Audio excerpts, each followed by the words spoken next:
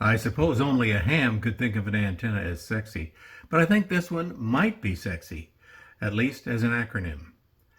Every ham that I know would like to have a 60-foot tower with a tri-band beam, long dipoles, a kilowatt amp, and maybe even a separate ham shack. But most of us can't do that, either because it costs too much, or we have a small lot, or we have restrictions from the HOA, or our life partner, or whatever. Well, if that's your situation, maybe what you need is a sexy ham antenna.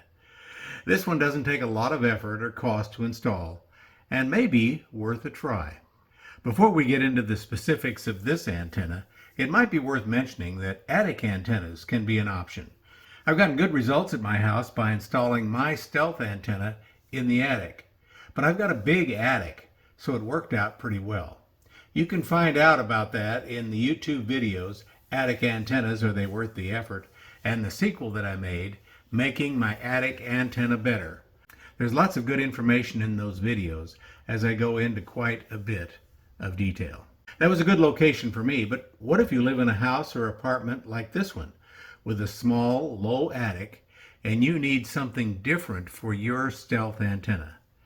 There are many videos on YouTube with ideas for flagpoles, guttering, and practically every other approach you can think of, but I don't think I've seen one using this particular antenna to cover 40 through 10 meters. So what is a sexy antenna? Well, it needs to be simple and cheap.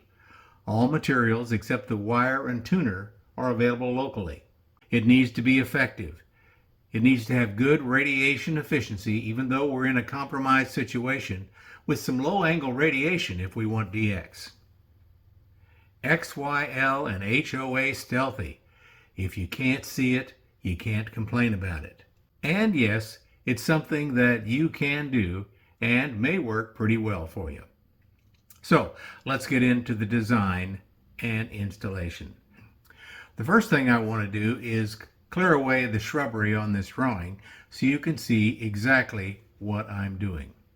This antenna is basically a vertical with elevated radials. So let's start with the radial portion first. Now you want to locate along a wall somewhere where you don't have HVAC, where you don't have the entrance wiring for your house and other things like that. You can do it on the back of the house, you can do it on the side of the house. This will be practically invisible when you're done. I'm going to suggest that you elevate the radials a couple of feet above ground.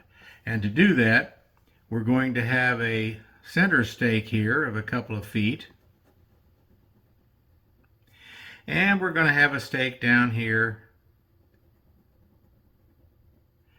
and a stake up here.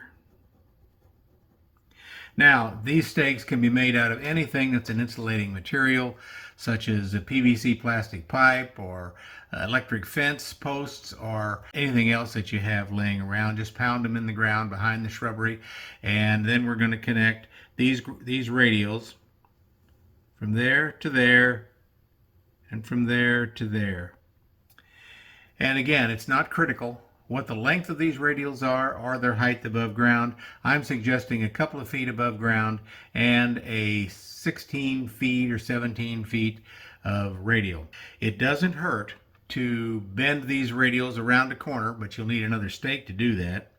And also to cut some of the shrubbery, if it does go through shrubbery, cut a little hole through the shrubbery where the wire goes through so that the wires aren't touching the shrubbery.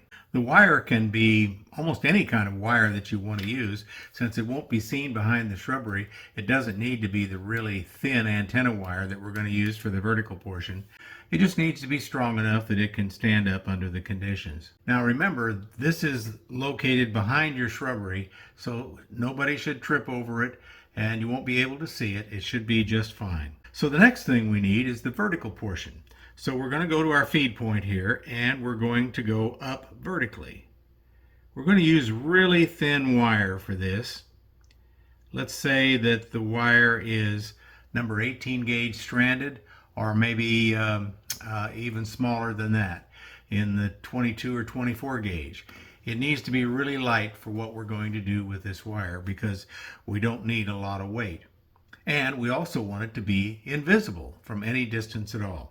And then when we reach the roof level, we're going to continue on up until we can reach a vent stack or something to tie it to. And this vent stack can be any kind of ventilator or plumbing vent stack or whatever.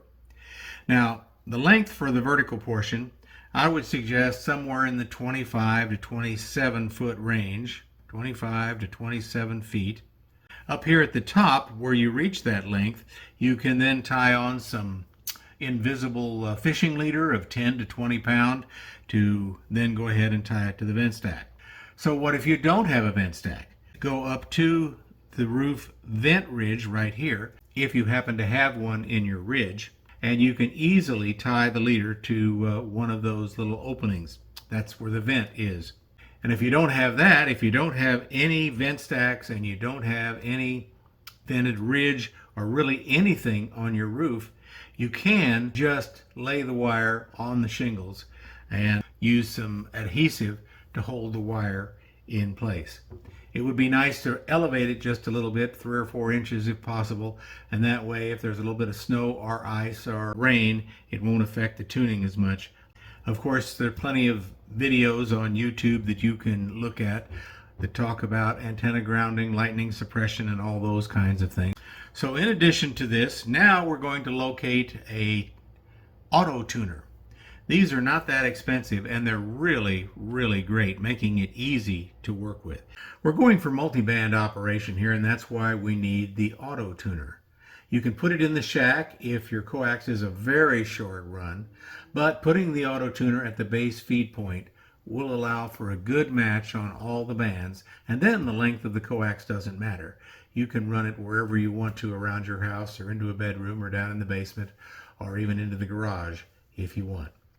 Now, because the antenna and the radials no longer have to be resonant because we're using the auto tuner, this allows you to operate on multiple bands. The length of the vertical wire was chosen to avoid a half wavelength on any of the bands. This makes it easier to match for the auto tuner.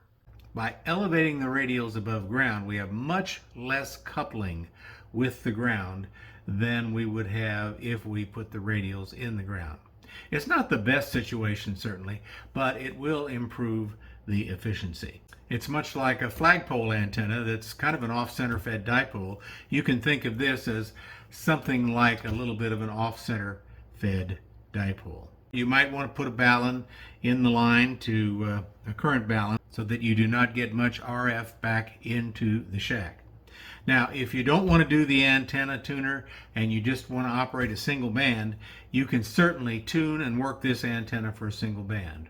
If you happen to have guttering, you'll have to keep the antenna wire, the vertical portion, at least 3 or 4 inches away from that metal gutter.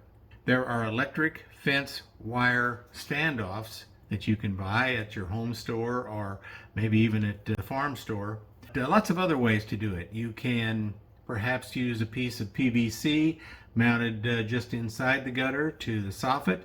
You could use a piece of fiberglass rod mounted underneath and stick it way out enough so that it will clear when it goes around the corner. You could even have something on the order of a little bit of a Y type this, like this,